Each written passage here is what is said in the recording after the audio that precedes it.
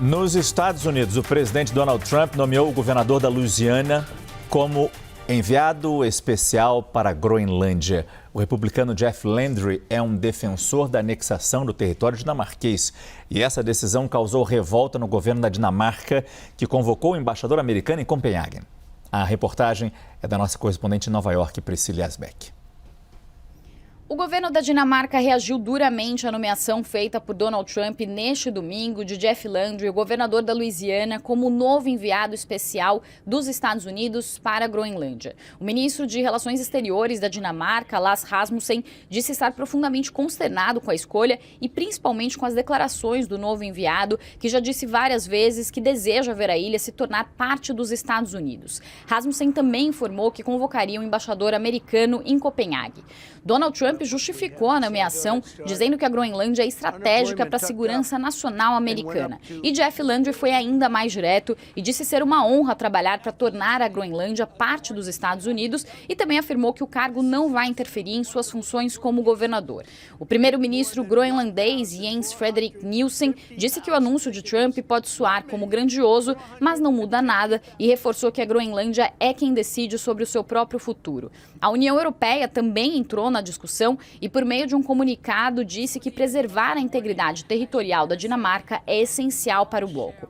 A Groenlândia foi uma colônia da Dinamarca por cerca de 300 anos, até se tornar um território semi-autônomo em 1953. Portanto, tem um governo próprio local, mas os seus assuntos de defesa e também de política externos são controlados pela Dinamarca e a Groenlândia também se beneficia da filiação dinamarquesa à União Europeia e também à OTAN, que é a aliança militar entre os Estados Unidos e a Europa. A Groenlândia é a maior ilha do mundo, tem apenas 56 mil habitantes e cerca de 80% do seu território é coberto por gelo, mas é um local estratégico do ponto de vista militar, porque fica entre a América do Norte e a Europa e tem ganhado também uma importância por causa da exploração dos minerais de terras raras. Por causa do aquecimento global e o derretimento do gelo, a exploração desses minerais se tornou mais fácil e mais promissora, então os Estados Unidos também têm um interesse, além de militar, econômico,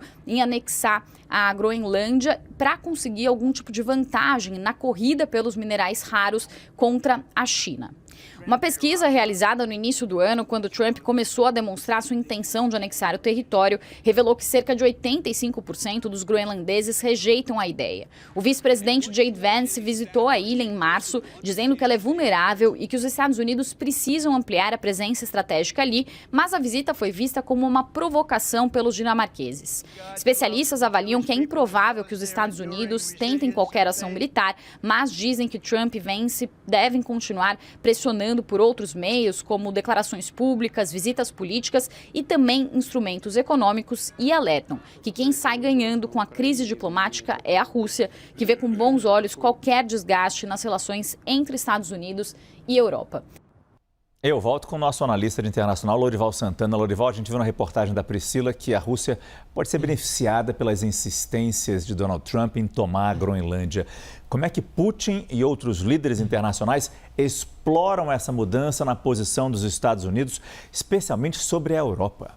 Todos os adversários dos Estados Unidos e da Europa são beneficiados por essa fratura na confiança transatlântica entre Estados Unidos e Europa, né? A Rússia, a China, o Irã, enfim, todos os países da Coreia do Norte, todos os países que desejam ver uma quebra nessa aliança transatlântica.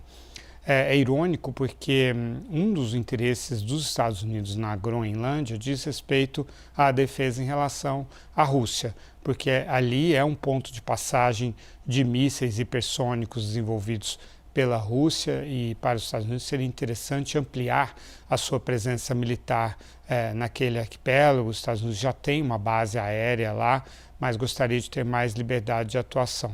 Os outros dois motivos de interesse dos Estados Unidos são: o crescente degelo no Ártico está criando novas rotas marítimas entre a América do Norte, a Ásia e a Europa. E aí o controle sobre essa região do Ártico e da Groenlândia é bastante interessante. O outro é o que a Priscila estava mencionando, além das terras raras, há muitos outros minerais em que a Groenlândia, dos quais a Groenlândia é abundante, como cobalto, níquel, cobre, uma série de minerais que são bastante estratégicos. Essa situação cria um grande paradoxo dentro da OTAN. A OTAN não foi criada para arbitrar e muito menos interferir em conflitos entre países membros da OTAN. Eles são aliados, os Estados Unidos e a Dinamarca são países aliados. Então, por exemplo, o artigo 5º de defesa mútua não poderia ser acionado, porque seria contra os Estados Unidos no caso de uma invasão da Groenlândia, que é um território autônomo, mas que pertence formalmente ao Reino da Dinamarca.